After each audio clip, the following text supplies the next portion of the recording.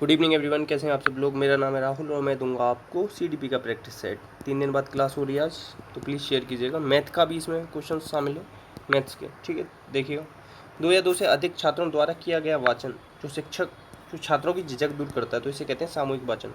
बहुत ज़्यादा अच्छा होता है, बच्चों की झिझक दूर हो जाती है। देखो, 2 चीज़ याद रखना। एक होता है आदर्श वाचन, जो कौन करता है? शिक्षक करता है।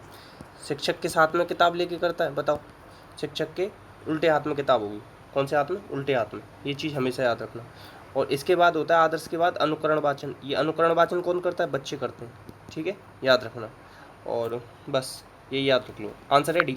नेक्स्ट देखो, 71 से 80 के मध्य कौन सा ग्रेड दिया जाता है? पहले रखो 91 से 100, ये दिया जाता है A1। 80 से 90 ये दिया जाता है A2। 70 से 80 फिर ये दिया है B1। इस तरीके से याद रख लो, आंसर होगा C, ठीक है। ग्रेड किससे द्वारा दिया जा रहा है? CGPA। CGPA देखो, कम्युलेटिव ग्रेड पॉइंट एवरेज, ये फुल फॉर्म है इसकी। फुल फॉर्म है इसकी कम्युलेटिव ग्रेड पॉइंट एवरेज। ये पूछी गई थी, मेरे से गलत हुई है, आप लोग याद रखना। नेक्स्ट, दूरदर्शन कौन सी प्रकार की सामग्री है? तो ये है दृश्य श्रव्य, याद रखना। कैसी है? दृश्य श्रव्य, आंसर हो जाएगा C। नेक्स्ट, निम्न में से कौन सा नवाचार की पद्धति नहीं है? देखो, नवाचार होता है कुछ नयापन। देखो, सूचनाओं का आदान प्रदान तो पुराने ज़माने में भी होता था, अभी भी होता है, तो इसमें कुछ नयापन नहीं है। रचनात्मक खेल हो सकता है कुछ नए तरीके से खिला रहे हो, पहले नहीं खिला पाते हो, मगर सूचनाओं का तो आदान प्रदान पहले वाले टीचर भी कर पा रहे। तो इस तरीके से देखना कि कौन सा काम पहले के टीचर कर पाते थे या नहीं। आंसर है C। नेक्स्ट, एक चीज़ बता दूँ इसमें, देखो, कंप्यूटर सहायक अनुदेशन, ये ना ICT है। ये कब से चालू हुआ है? 2004 से। कब से? 2004 से। रमसा याद रख लेना, वो कब से हुआ था? 2009 से। ये पूछे जाते हैं बहुत ज़्यादा। नेक्स्ट, अन्वेषण पद्धति विधि को और किस नाम से जाता है? अन्वेषण मतलब होता है क्या? खोज करना, ह्यूरिस्टिक। किसने दी थी? आर्मस्ट्रॉन्ग ने। किसने दी थी? आर्मस्ट्रॉन्ग। समस्या समाधान विधि किसे कहते हैं? और बताओ। इसे कहते हैं गेस्टाल्टवाद की, किसे? अंतर्दर्शन विधि को समस्या समाधान विधि, ठीक है, याद रखना। आंसर क्या है? C। बच्चा वर्गीकरण किस एज में कर लेता है? वर्गीकरण कर लेता है पियाजे के अकॉर्डिंग 3rd अवस्था में, मूर्त संक्रियात्मक में। उसी में तो आता है सीरिएशन, कंजर्वेशन, क्लासिफिकेशन, ठीक है, ये सब। तो आंसर क्या हो जाएगा इसका? C। नेक्स्ट है हिंदी भाषा सीखने में पाठ्य पुस्तक क्या होती है? साधन होती है। और जो देखो, जो हमें सीखना होता है, जैसे भाषा सीखनी है, तो भाषा क्या है? हमारी साध्य। और जिसके द्वारा हम सीख रहे हैं, ये साधन। जितने भी तरीकों के द्वारा, मतलब जितनी भी चीज़ों का यूज कर रहे हैं किसी चीज़ को पाने में, वो है साधन।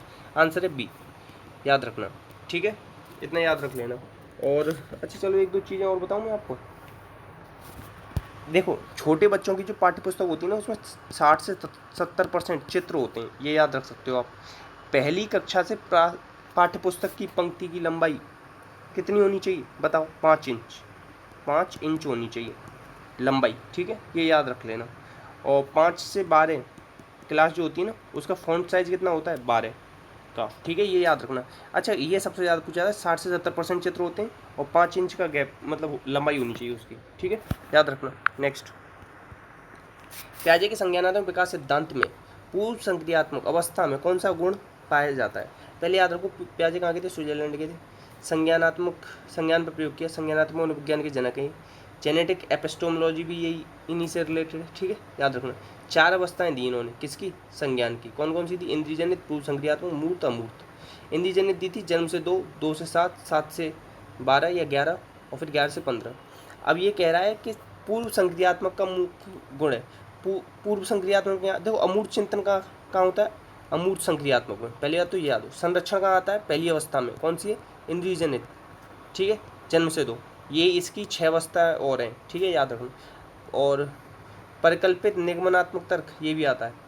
अब देखो, ये विचारों में केंद्रीकरण, ये पूर्व संक्रियात्मक में होता है, इसे ही कहते हैं ईगोसेंट्रिक, ये याद रखना। एनिमिज्म भी यहीं आता है, ठीक है, इंट्यूटिव रीजनिंग भी यहीं पे आता है। आंसर हो जाएगा कौन सा? D। एक ये क्वेश्चन बहुत पूछा था, इन्होंने कितनी किताबें लिखी? इन्होंने 32 किताबें लिखी हैं, उसमें कुछ फेमस किताबें, child conception of physical world, moral judgement of child, और thought and language of the child, ये याद रखना। इन्होंने पता है नैतिक विकास पर भी काम किया, उसमें 2 अवस्थाएं बताई, हेटेरोनॉमी और ऑटोनॉमी, ये याद रख लेना। आंसर है इसका D। नेक्स्ट, अब देखो, एरिक्सन के अनुसार मनुसामाजिक विकास की प्रथम अवस्था बतानी। तो एरिक्सन ने बताओ कितनी अवस्थाएं दी? 8। 8 ही किसने दी बताओ? 8 ही अवस्थाओं का जिक्र और किसने किया था? इसी की तरह, छोड़ो, दिमाग से मेरे भी उतर गया। अब देखो, इन्होंने सबसे पहले दी ट्रस्ट वर्सेस मिसट्रस्ट, विश्वास बनाम अविश्वास, ठीक है। अब इसी में क्या आती है बताओ, इसी में आता है बच्चे को क्या बनेगा, इसी में अगर बच्चे को आपके ऊपर ट्रस्ट हुआ तो क्या होगा, और अगर ट्रस्ट नहीं हुआ तो क्या होगा।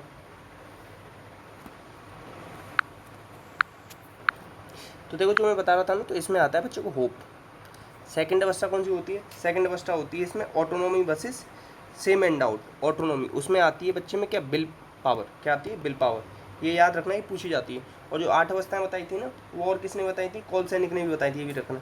सिस्टोनिक डायस्टोनिक इन्होंने दी, और इन्होंने क्या दिया, चाइल्डहुड एंड सोसाइटी नाम की किताब लिखी है, ये याद रखना। इन्हें ही क्या कहा जाता है, ईगो मनोवैज्ञानिक कहा जाता है। और ये किसके शिष्य थे, फ्राइड के शिष्य थे, ठीक है, ये सब याद रख सकते हो। और इन्होंने ही लाइफ क्राइसिस टर्म दिया है, ये भी याद रख सकते हो, ठीक है। बस इन्हें ही न्यू फ्राइड कहा जाता है, ये भी याद रख लेना। आंसर इसका डी। नेक्स्ट देखो, इसमें से असत्य बताना है, क्या बताना है, असत्य। असत्य क्या है, तो बायगोत्स्की ने देखो जेडपीडी की बात करी, जोन ऑफ प्रॉक्सिमल डेवलपमेंट। देखो आप बिना मदद के यहाँ तक सीख सकते हो कोई चीज़, फिर मेरी मदद से आप यहाँ सीख गए, तो ये जो बीच का एरिया है ना, ये सही कहते हैं जो जेडपीडी। ये क्या है आपका ये आपका इस समय का स्तर, ये है संभावित स्तर। और जो मैं आपको मदद दूंगा ना, उसे ही क्या कहेंगे, टेम्परेरी हेल्प, ठीक है, याद रखना ये सब। और बायगोत्स्की और किससे रिलेटेड, समाज की बात बहुत ज़्यादा करते हैं, ठीक है।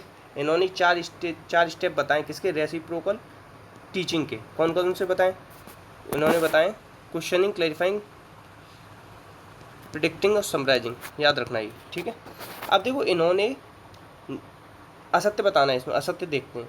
तो इसके फोल्डिंग, समीपस्थ विकास का संप्रत्यय, समीपस्थ विकास संप्रत्यय जेडपीडी का संप्रत्यय ब्रूनर ने दिया, गलत बात है ना, यही गलत हो जाएगी। आंसर हो जाएगा बी। क्यों गलत हो जाएगा, जेडपीडी तो इन्होंने दिया है बायगोत्स्की ने, ब्रूनर ने क्या दिया, इसके फोल्डिंग दिया है, जिसका यूज बायगोत्स्की ने भी कर लिया था। ब्रूनर ने और क्या दिया है, डिस्कवरी लर्निंग दिया था। और मास्टरी लर्निंग किसने दिया था, ब्लूम ने दिया था, ये भी याद रखना। और ब्रूनर ने क्या दिया, रेलिवेंस ऑफ एजुकेशन किताब लिखी है इन्होंने। और इन्हें क्या कहा जाता है, नव संज्ञानवादी, इनएक्टिव, आइकॉनिक, सिंबॉलिक, 3 स्टेज बताइए, ये सब याद रखना। आंसर है इसका बी। नेक्स्ट, अब तो इसमें से कौन सा सही नहीं है, सही कौन सा नहीं है बताओ, व्यक्ति विकास के वंशानुक्रम वातावरण की अंतःक्रिया के परिणाम, सही बात है। एक क्रमबद्ध होता है, सही बात है। देखो विशिष्ट से सामान्य नहीं होता, ये सामान्य से विशिष्ट होता है। क्या होता है, सामान्य से विशिष्ट, तो यही गलत है। विकास कैसा होता है, सामान्य से विशिष्ट। सामान्य से विशिष्ट और क्या चलती है, निगमन विधि, याद रखना। सामान्य से विशिष्ट ही और क्या चलता है बताओ, ये चलती है आपका गेस्टाल्टवाद सिद्धांत। और गेस्टाल्टवाद सिद्धांत किस पे आधारित है, आज ही मैंने पढ़ा है, अचेतन मन पे, ठीक है। ये क्वेश्चन अच्छा लगा मुझे, तो याद रख लेना आप लोग भी। और चेतन मन पे क्या आधारित होता है, चेतन मन पे होता है थॉर्नडाइक वाला, ये भी याद रखना। आंसर इसका सी। और गेस्टाल्टवाद लेके कौन आया था 1912 में, बर्दिमर, जिसने पूर्ति का सिद्धांत दिया था। कौन सा, पूर्ति का सिद्धांत। नेक्स्ट, आंसर क्या बताया मैंने आपको इसमें, सी। आंसर बताया सी, ये वाला, ये यहाँ गलत है। नेक्स्ट, विकास जीवन पर्यंत चलता है, ये भी याद रखना, वृद्धि रुक जाती है। बालक के सामाजिक विकास को प्रभावित करने वाला कौन सा वातावरणीय कारक है, तो देखो साथी समूह का प्रभाव। ये जो तीनों है, संवेग, बुद्धि, शारीरिक ढांचे, तो आंतरिक है। आंसर हो जाएगा डी। ये क्या पूछा है, सामाजिक विकास को वातावरण संबंधी पूछा था, इसलिए डी है। बाकी हैं चारों ही, मगर अकॉर्डिंग टू क्वेश्चन डी होगा आंसर, ठीक है। निम्न में से कौन सी पूर्व बाल्यावस्था की विशेषता नहीं, पूर्व बाल्यावस्था में विशेषता कौन सी नहीं होती, देखो अनुकरण करने की अवस्था, सही बात है। गैर सामाजिक, या पूर्व विद्यालय अवस्था, या पूर्व दलीय अवस्था, पूर्व बाल्यावस्था की विशेषता नहीं है। तो देखो इसमें क्या होगा, पूर्व विद्यालयी अवस्था, ये तो है, अनुकरण भी करता है। देखो गैर सामाजिक थोड़ी ना होता है बच्चा, गैर सामाजिक नहीं होता, आंसर हो जाएगा ये इसी में गड़बड़ है। नेक्स्ट, अब देखो बालक के सामने सबसे पहले उदाहरण रखना और फिर उसके बाद नियम बनाना। तो ये क्या है, आगमन विधि है। कौन सी विधि है, आगमन विधि में कैसे चलते हैं, उदाहरण स्थूल से सूक्ष्म की ओर, और कैसे चलते हैं, विशिष्ट से सामान्य की ओर, ठीक है, मूर्त से अमूर्त की ओर, ये चलते हैं आगमन विधि में। एक क्वेश्चन और याद रखना, आगमन प्लस निगमन विधि का ही मिश्रित रूप क्या होती है, विश्लेषण विधि। क्या होती है, विश्लेषण विधि, ये भी याद रख सकते हो आप। नेक्स्ट, अब देखो इसमें से कौन सी स्वाध्याय पर बल देती है, स्वाध्याय पर कौन सी क्या बल देती है, तो ये देती है, देखो खुद की पाठ्य पुस्तक होगी तो स्वाध्याय कर सकते हो ना, इस तरीके से याद रख लो। पाठ्य पुस्तक को सुग्गा प्रणाली कहते हैं, क्या कहते हैं, सुग्गा प्रणाली, ठीक है। व्याख्यान विधि किसने दी थी, प्लेटो ने दी थी। किस में यूज करते हैं व्याख्यान विधि का सबसे ज़्यादा, हम ये करते हैं जैसे कि कोई चीज़ हमें एक्सप्लेन करनी हो, ऐसे समझो कि कविता वगैरह, कविता पढ़ाने में व्याख्यान विधि का यूज कर लेते हैं हम। प्रश्नोत्तर विधि सुकरात ने दी थी, ठीक है, याद रखना। और ये क्या है, एक थी प्रश्नावली विधि, वो वुडवर्थ ने दी थी, ये लिखित पे आधारित थी, ये मौखिक थी, प्रश्नोत्तर वाली, ठीक है, याद रखना। आंसर क्या हो जाएगा इसका बी, आंसर क्या है बी। नेक्स्ट, अब इसमें बताना है निम्न में से कौन सी दक्षता कौशल के अनुकरण और अभ्यास से क्या आता है, हमें बोलना आता है। क्या आता है, बोलना। देखो 4 कौशल हैं हमारे, सुबोपली, इस तरीके से याद रखो, सुबोपली, सुनना, बोलना, पढ़ना, लिखना, याद रखना, ठीक है। अब देखो इसमें बताना है कि कौन सा किससे सुमेलित है। तो देखो प्रश्नोत्तर विधि किसने दी थी, सुकरात ने, ऊपर ही बता रहा हूँ। विनेटिका किसने दी थी, कार्लटन ने दी थी। रेखी किसने दिए थे, स्किनर ने। रेखी कब आया था, ये 1960 में, ठीक है, ये याद रखना। और 1963 में कहाँ पे आई थी, ये आई थी फिर भारत में, ठीक है। अब और एक चीज़ और याद रख लो इसी से, 1961 बहुत ज़्यादा फेमस है, किसके लिए, माइक्रो टीचिंग के लिए, स्टैनफोर्ड विश्वविद्यालय। फिर 1900 इसमें जोड़ दो 13 साल और, तो 13 और जोड़ना 1974 में इंडिया में आई थी, ये याद रख लो इस तरीके से, ठीक है। डाल्टन ने क्या दिया था, मिस हेलन पार्कहर्स्ट, और इसे ही क्या कहा जाता है, ठेका विधि। क्या कहा जाता है, ठेका। और बच्चा स्वतंत्र होकर सीखता है खुद के हिसाब से, ठीक है, ये सब याद रखना। अब मिला लेना अपने हिसाब से, ठीक है, बता दी मैंने आपको। नेक्स्ट, विद्यार्थी के मस्तिष्क पर बिजली की तरह क्षण भर में सीधा प्रभाव डालता है, तो ये क्या होता है, फ्लैश कार्ड। फ्लैश कार्ड मोटे कार्ड पे बनाया जाता है, पहले याद रखना। एक तरफ उसका चित्र और एक तरफ उसका अर्थ, इस तरीके से होता है। तो आंसर क्या है इसका, सी। नेक्स्ट, अच्छा एक चीज़ याद रखना, ये पूछा जाता है सहायक सामग्री में जो ब्लैक बोर्ड है, ब्लैक बोर्ड, ये कौन लेके आया था, विलियम जेम्स के द्वारा दिया गया है। किसने दिया है, ठीक है। और एक चीज़ याद रखना, ऊपर से नीचे की ओर साफ करते हैं इसे, ऊपर से नीचे की ओर, और 45 अंश के कोण पे लिखते हैं। और जो NCERT है ना, वो कहती है आप कैसा ग्रीन बोर्ड लेके आओ, और उस पर कैसे लिखो, पीले चौक से लिखो। ये 2 चीज़ याद रखना, पीले चौक, ग्रीन बोर्ड। और एक चीज़ और याद रखना कि बच्चे एक क्लास का जो सही टाइम क्या होना चाहिए, 35 मिनट की क्लास होनी चाहिए आपकी, ये सब याद रखना। नए फैक्ट पता पड़े तो मैंने आपको बता दी। नेक्स्ट, रेखीय अभिक्रमित अनुदेशन का दूसरा नाम क्या है, तो इसे क्या कहेंगे, बाही। साखी किसने दिया था, क्राउडर ने, क्राउडर। रेखीय किसने दिया था, ये दिया था स्किनर ने। स्किनर ने चेनिंग शेपिंग का कॉन्सेप्ट भी दिया है, ठीक है। अब देखो लघु पद का सिद्धांत, क्रियाशीलता का सिद्धांत, ठीक है, और प्रतिपुष्टि का सिद्धांत, स्वगति का सिद्धांत, स्वमूल्यांकन का सिद्धांत, ये 5 सिद्धांत हैं इसके अंदर आते हैं, याद रख लेना, बहुत इंपॉर्टेंट। मैथमेटिक्स को क्या कहते हैं, गिलबर्ट या अवरोही अभिक्रमित अनुदेशन, ये सब याद रखना। आंसर है इसका बी। अब देखो मैंने आपकी सहायता के लिए ना यहाँ पे आगे लगाया, चलो वो देख लेना। भाषा सीखने के लिए 4 अवयव कौन से होते हैं, सबसे पहले जिज्ञासा आनी चाहिए, फिर आप प्रयत्न करोगे, फिर अनुकरण करोगे, फिर अभ्यास करोगे, आंसर होगा डी, ठीक है। नेक्स्ट, अब देखो निगमन विधि, निगमन विधि 2 प्रकार की है, कौन कौन सी, पाठ्यपुस्तक विधि है, ठीक है, ये याद रखना, और सूत्र विधि है। ऐसे ही आगमन विधि 2 प्रकार की है, ठीक है, कौन कौन सी, सहयोग और प्रयोग, सहयोग विधि और प्रयोग विधि। निगमन विधि कैसे चलती बताओ, सामान्य से विशिष्ट की ओर, याद रखना। आंसर क्या हो जाएगा, बी। आगमन और निगमन का मिला हुआ रूप क्या है, विश्लेषण विधि, ये भी याद रखना, ठीक है। नेक्स्ट, नेक्स्ट है आपका, अब देखो इसमें कह रहा है कि पढ़ना कौशल सबसे अधिक महत्वपूर्ण क्यों है। ये देखो पढ़ने के रिलेटेड कभी आ जाए ना, तो अर्थ देखना, अर्थ कहाँ लिख रहा है, तो संदर्भ अनुसार अर्थ दिख रहा है, तो ये और ज़्यादा इंपॉर्टेंट, आंसर होगा डी। नेक्स्ट, देखो प्राथमिक स्तर पर रचना शिक्षण के लिए सर्वाधिक उपयुक्त क्या है, रचना शिक्षण करना है वो प्राथमिक स्तर पर, तो बच्चों को चित्र पसंद है ना, तो चित्र दिखाओ, ठीक है, आंसर क्या हो जाएगा, सी। आंसर क्या हो जाएगा, सी। नेक्स्ट, अब देखो प्रत्यय स्मरण, स्मरण मतलब ये होगा रिकॉल टाइप। रिकॉल टाइप कौन से होते हैं, आपके फिल इन द ब्लैंक्स वगैरह आते हैं ना भरने के लिए, आपके दिमाग में से सामने नहीं होता आंसर, चेक नहीं करना, एक होता है सामने आंसर लिखे होते हैं 4, उनमें से बता दो, ये होते हैं प्रत्यय स्मरण वाले, उसमें रिकॉल करना पड़ता है, दिमाग में से आंसर निकालना पड़ता है, तो स्मरण की शक्ति को जाँच करते हैं, आंसर होगा ये, ठीक है।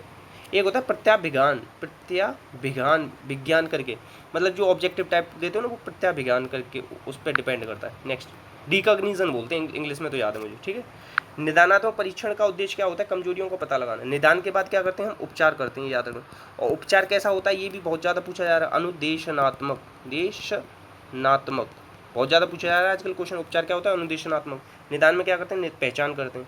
निदान को इंग्लिश में डायग्नोस बोलते हैं, उपचार क्या कहते हैं, रेमेडी बोलते हैं, ये सब याद रखना। नेक्स्ट, सतत और व्यापक मूल्यांकन, CCE क्या है, CCE कौन लेके आया था इसे, स्क्रीवेन, कौन लेके आए थे, स्क्रीवेन। ये किस समिति लेके आई थी, गीता बुक्कल समिति, ये भी याद रखना, ठीक है। CCE को फुल फॉर्म क्या है, कंटिन्यूअस एंड कॉम्प्रिहेंसिव इवैल्यूएशन, 2009 में आई थी। तो ये क्या करती है, क्या नहीं करती, इसमें पूछा है, तो रटने पे जोर नहीं देती, आंसर आएगा डी। नेक्स्ट, अब देखो 2 घनों के आयतनों का अनुपात, ये आयतन ये दे रखा है और भुजा निकालनी हो कभी, तो इसका क्या निकाल देना, क्यू निकाल देना, 3 और 4 आ जाएगा। फिर क्षेत्रफल निकालना हो ना, तो इनका स्क्वायर कर देना, तो 9 और 16। नेक्स्ट, अब देखो इसमें बताना है कि के का मान क्या होगा, तो इसमें से 4 की पावर 95 कॉमन ले लो, तो क्या बच गया, 4 की पावर 2 माइनस 4 की पावर 1 प्लस क्या बच गया 4 की पावर 0, किसी की पावर 0 क्या होती है 1, माइनस 4 और इधर क्या है 16, 16 और 1 17, 17 में से 4 गए तो कितने बचे 12 13, कितने बच गए 13। और बताऊँ क्या करना था, 17 में से 4 जाएंगे ना तो 4 तो नहीं बच सकते नहीं, मगर हाँ 16 आप सोच सकते हो, मगर चलो फिर भी सी लगाना। ठीक है नेक्स्ट। अब देखो 80 का कितना प्रतिशत 80, देखो 2 का कितना प्रतिशत 2 है। हर संख्या अपने आप में 100% होती है। मैं पूछ लूँ 1 कितना परसेंट है तो 100%, 2 कितना परसेंट है तो 2 कितना परसेंट होगा बताओ, 200% हो जाएगा। ठीक है, मगर 2 का कितना परसेंट होगा तो 100%। ऐसे और चलो और इजी कर, 80 का कितना प्रतिशत है तो दोनों काटो 100% ही तो बचा, आंसर होगा डी। नेक्स्ट है देखो, अब इसमें बताना है 4 के बाद पॉइंट है और 2 के बाद 6, 3 और 1 2 3 और 1 2 1 2 3 4 1 2 3 4 5 3 3, देखो यहाँ से 9 बार आएगा, 484 किसका होता है 22 का, यहाँ से 8 बार आएगा, 625 किसका होता है 25 का। ठीक है, ये 4 बार जाएगा, ये 11 बार जाएगा। थोड़ा सा मैं बता देता हूँ, 25 चौका 100, 11 निम 99, कितने आएंगे 99, तो क्या आ जाएगा इसका आंसर 0.99 आ जाएगा। अब इसमें पता है थोड़ा सा पॉइंट होगा यहाँ पे गड़बड़ है, उसे आप लोग छोड़ दीजिएगा, केवल इसका इस तरीके से ही करना है। ठीक है, यहाँ पे कोई 1-2 पॉइंटों के आगे पीछे कर दिया इसने गलती से। नेक्स्ट है इसमें देखो, चावल के मूल्य की कीमत 20% की कमी हो गई, मतलब 100 की से कोई चीज़ 80 हो गई, खपत कितनी बढ़ा दो तो 80 पे 20 बढ़ा दो, तो 20 चौक 80 गुणा कर दो 100 का, तो कितना आ जाएगा 25% बढ़ा दो, कितना आ जाएगा 25, आंसर होगा ये। नेक्स्ट, अब देखो किसी घन की भुजा को 3 गुना कर दो तो आयतन में क्या अंतर है, आयतन क्यूब होता है, 1 से 3 कर रहे हो तो इसका 1 का क्यूब 1 होगा, 3 का क्यूब 27 होगा, हमेशा 27 गुना हो जाएगा। अब ये पूछ ले कि कितनी वृद्धि हो, कितने गुना वृद्धि हो जाएगी, तो वृद्धि हमेशा 1 कम होती है, 26 गुना वृद्धि होगी। ठीक है, ये चीज़ दिमाग में रखना, वृद्धि पूछे तो 26 गुना, आयतन पूछे तो उतना ही होता है 27, मतलब क्यूब रहता है, और वृद्धि में 1 कम होता है हमेशा। ठीक है, याद रखना। अब ऐसे समझ लो, जैसे यहाँ 2 है, यहाँ क्या है 2 और यहाँ 4, तो कितना है ये 2 गुना है, क्या है 2 गुना है। छोड़ो ऐसे नहीं, ऐसे समझो, ये 1 का 10, ये 10 गुना है, ये 1 से कितना गुना ज़्यादा है 10 गुना ज़्यादा, नहीं ये है 1 से 10, 1 का 10 गुना है, मगर ज़्यादा कितना है 9 गुना। ऐसे याद रखो, 1 में 9 जोड़ दोगे तो 10 पहुँच जाओगे ना, और गुना कितना है तो 10 गुना, तभी तो 10 पहुँच पाओगे। इस तरीके से याद रख सकते हो। आंसर क्या बताया मैंने आपको उसका, सी। नेक्स्ट, अब देखो रेखाखंड किसे कहते हैं, तो 2 रेखा जिसके अंत बिंदु होते हैं, ऐसे देखो ये 2 रेखा, ये अंत बिंदु, जिसका एक बिंदु होता है, जैसे कहते हैं ना सूर्य किरण आ रही है तो उसका सूर्य एक मतलब फिक्स पॉइंट है ना, तो इसी के लिए कहते हैं सूर्य किरण। जिसका कोई अंत बिंदु नहीं होता इसे कहते हैं रेखा, चलती जाती है। आंसर है इसका ए, बहुत ज़्यादा इंपॉर्टेंट है, पूछा जाता है ये बहुत ज़्यादा। तो प्लीज़ शेयर कीजिएगा, सपोर्ट कीजिएगा, वीडियो अच्छी लगी तो लाइक कीजिए और कमेंट बॉक्स में पूछ लीजिएगा डाउट वगैरह आए तो। इसी के साथ अपना ध्यान रखना। जय हिंद, जय भारत।